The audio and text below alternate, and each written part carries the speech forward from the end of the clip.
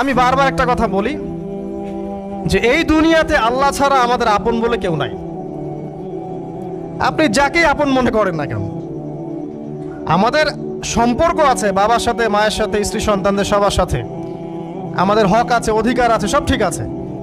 বিশ্বাস করেন আল্লাহ ছাড়া আপন বলে আপনার কেউ নাই। এই যে গার্লফ্রেন্ডকে আপন মনে হয়, এরা আপন না। স্ত্রী সন্তানদেরকে খুব আপন মনে হয়, আপনার মৃত্যুর পর 40 দিন সময় লাগবে না সব ভুলে যেতে।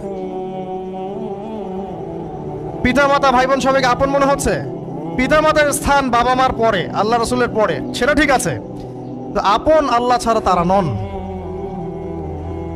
আপনি তাদের মনোপুতভাবে নিজে প্রতিষ্ঠিত হতে পারবেন না, তারা আপনাকে চিনবে না।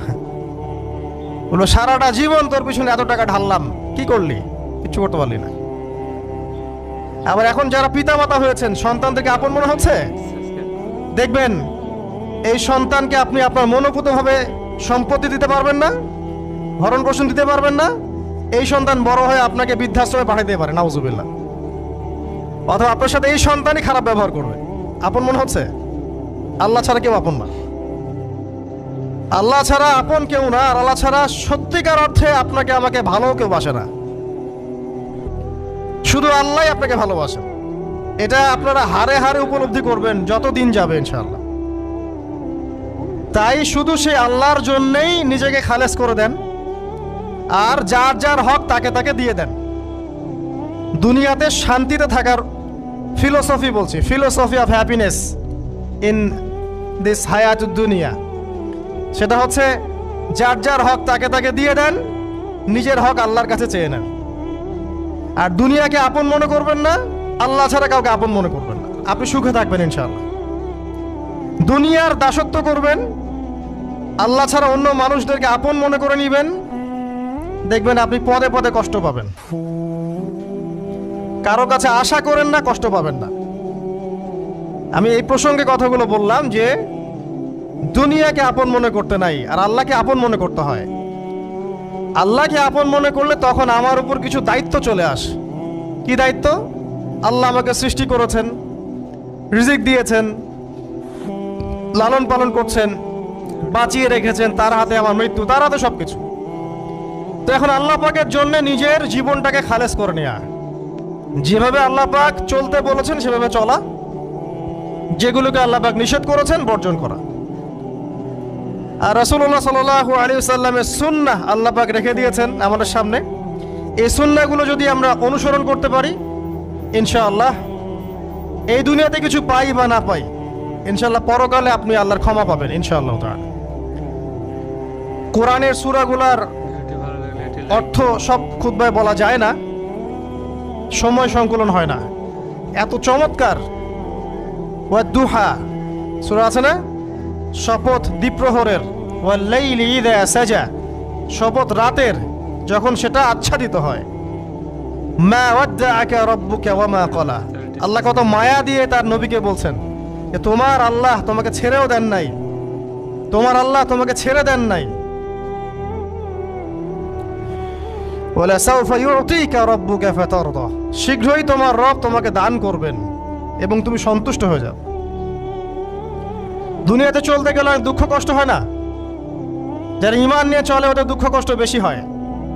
তা আল্লাহ বলছেন টেনশন করো না, কষ্ট পেও না, তোমার রব তোমাকে ছেড়ে দেননি। ওয়ালা সাউফা ইউতিকা রাব্বুকা ফাতারদা, তোমার রব তোমাকে শীঘ্রই দান করবেন আর তুমি সন্তুষ্ট হয়ে যাবে। আলাম ইয়াজিদকা ইয়াতীমান ফাআওয়া, আল্লাহ বলছেন আল্লাহ কি তোমাকে ইয়েতিম রূপে পাননি?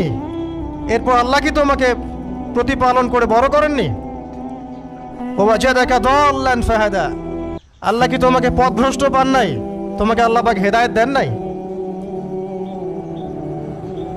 তো আল্লাহ যে এগুলো করেছেন সে আল্লাহ তোমাকে পরকালে ইনশাআল্লাহ ভালো রাখবেন। ফাআম্মাল ইয়াতীমা ফালা তাকহার, তো তুমি এতিমদের প্রতি কঠোর হয়ো না। ওয়াম্মা সাইলা ফালা তানহার, কেউ চাইলে তার হাতকে খালি ফিরিও না, ধমক দিও না। ওয়াম্মা বিনিআমাতি রাব্বিকা ফাহাদ্দিস, তোমার রবের এই সমস্ত নিয়ামতগুলো তুমি মানুষের কাছে বর্ণনা করতে থাকো। এর পরের সূরার দিকে খেয়াল দেখবেন, সূরা আলাম নাশরাহ লাকা সাদরাক, মনে হয় দুটো একটা আরেকটার সাথে পেয়ার।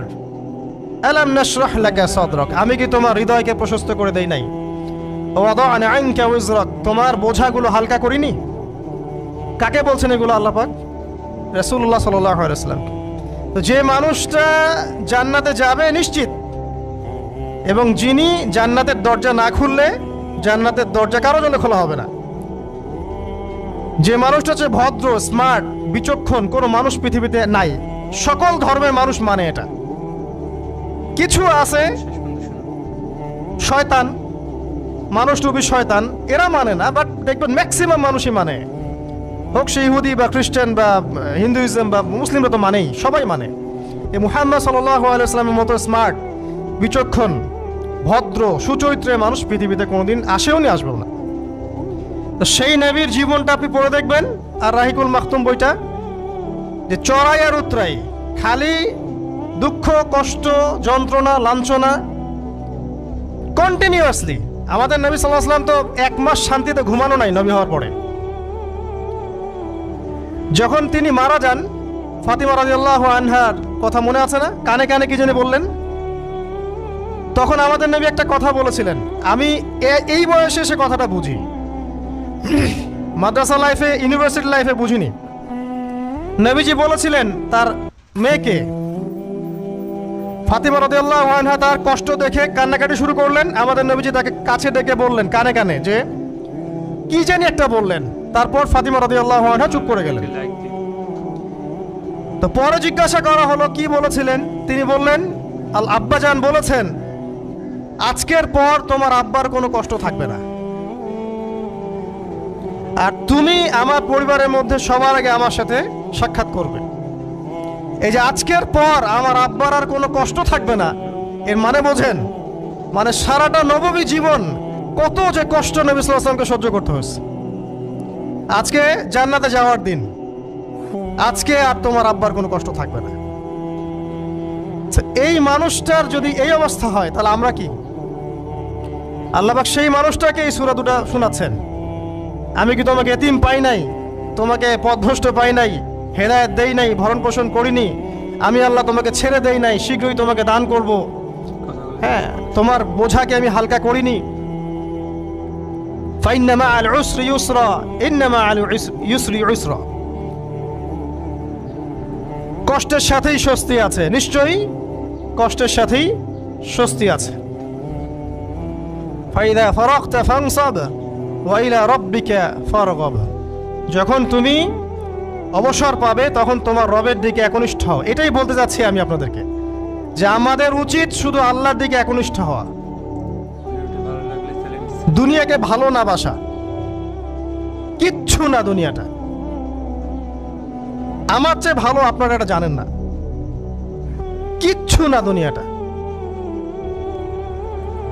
মানে মুহূর্তে ডিজাস্টার হয়ে যেতে পারে। আর যাদেরকে নিয়ে এই দুনিয়া, আমাদের মা বাবা, ভাই বোন, আত্মীয় স্বজন, স্ত্রী সন্তান, এরা সবাই যে যার হক চাচ্ছে, তাদের হক দিয়ে দেন, আপনি খুব ভালো, দিতে পারবেন না, আপনি ভালো না। সারাটা জীবন করতে থাকেন, দেখবেন একদিন দিতে পারেন নাই, সে আপনাকে চিনবে না। নবী সাল্লাল্লাহু আলাইহি ওয়াসাল্লাম বলেননি কথাগুলো? জাহান্নামে যাওয়ার কারণ এগুলো উল্লেখ করেন নাই? কিসের আত্মীয় আর কিসের আপনজন আর কিসের অফিসের বস আর কিসের কি, সবাই সবার স্বার্থ নিয়ে পড়ে আছে। শুধু একজন সত্তা আপনার কাছে স্বার্থ চায় না, সে কে? আল্লাহ পাক। এটা যদি বুঝতে পারেন তাহলে দেখবেন মনটা আল্লাহর দিকে নরম হয়ে যাবে।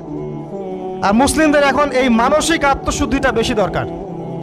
আমরা কেন যেন অস্থির জাতি হয়ে গেছি এখন, একটা মানসিকভাবে শান্তি নেই আমাদের মধ্যে। খেয়াল করে দেখবেন সারা দিন দুশ্চিন্তা, দুর্ভাবনা, পেরেশানি। নামাজে আসি তাও মনে হয় যত তাড়াতাড়ি নামাজ শেষ করতে পারলে বাঁচ। 5 মিনিট 4 রাকাত নামাজ, আর ইমাম যদি ভুলে 10 মিনিট পড়ায় তো চাকরি নট। খতিব খুতবা দিবে 30 মিনিট ঘড়ি ধরে বলে দিবে, ভুলে যদি 10 মিনিট বেশি দিয়ে ফেলছে, আজকে আসছেন ভালো কথা, হাদিয়া নিয়ে যান, পরের দিন আর আসেন না। অস্থির। অস্থিরতার কারণ দুনিয়ামুখিতা, আল্লাহ থেকে দূরে থাকা। অস্থিরতার কারণ কোরআন থেকে দূরে থাকা। অস্থিরতার কারণ নিয়মিত সুন্নাহর উপর আমল না করা। ডেইলি জিকির আজগারগুলো না করা, ডেইলি কোরআন তেলাওয়াত না করা, হাদিস অনুবাদ সহ না পড়া, দিনের জ্ঞান চর্চা না করা, দিনী হালাকাগুলোর মধ্যে না বসা, অস্থিরতার অনেক কারণ, টাকা পয়সার পিছনে ছুটা, বাড়ি গাড়ি স্ট্যাটাসের পিছনে ছোটা, এবং এই লোভ, এই লালসা আপনাকে স্থির থাকতে দিবে না। অস্থিরতার কারণ এই যে আমরা বলি মেটেরিয়ালিজম, আমরা বলি বস্তুবাদিতা, এগুলো অস্থিরতার কারণ। এগুলো কখনো আপনাকে স্বস্তি দিবে না। আপনি যত দৌড়াবেন দুনিয়ার পেছনে, দুনিয়া আপনার থেকে তত পালাতে থাকবে। আর আল্লাহ পাক বলেছেন, হে আদম সন্তান, আমার ইবাদতের জন্য সময় বের করো, আমি তোমাকে দুইটা জিনিস দিব। এক নাম্বার, তোমার হাতকে আমি সচ্ছলতা দিয়ে ভরে দিব, আর দুই নাম্বার, তোমার সমস্ত অভাব আমি দূর করে দিব। যে ব্যক্তি আল্লাহর জন্য সময় দেয়, আল্লাহর জন্য বাঁচে, আল্লাহর জন্য মরে, সব কাজ আল্লাহর সন্তুষ্টির জন্য করে, দেখবেন ও মনের মধ্যে শান্তি আছে।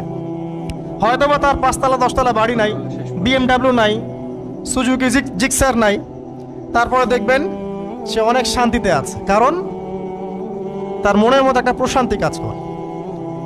আর যে ব্যক্তির মধ্যে দেখবেন আল্লাহর কনসিয়াসনেস নাই, ইবাদত নাই, কোরআন সুন্নাহ এগুলো কিচ্ছু নাই, দুনিয়ার সব আছে, দেখবেন ব্যাংক ব্যালেন্স, টাকা পয়সা, মনে শান্তি নাই। এই মনের শান্তিটাকেই উসমান রাদিয়াল্লাহু আনহু বলতেন যে আল গিনা, মানে ধনাঢ্য, ধনী বলি না আমরা, এটাই হচ্ছে ধন। আসসালামু আলাইকুম। ভিডিওটি ভালো লাগলে চ্যানেলটি সাবস্ক্রাইব করুন।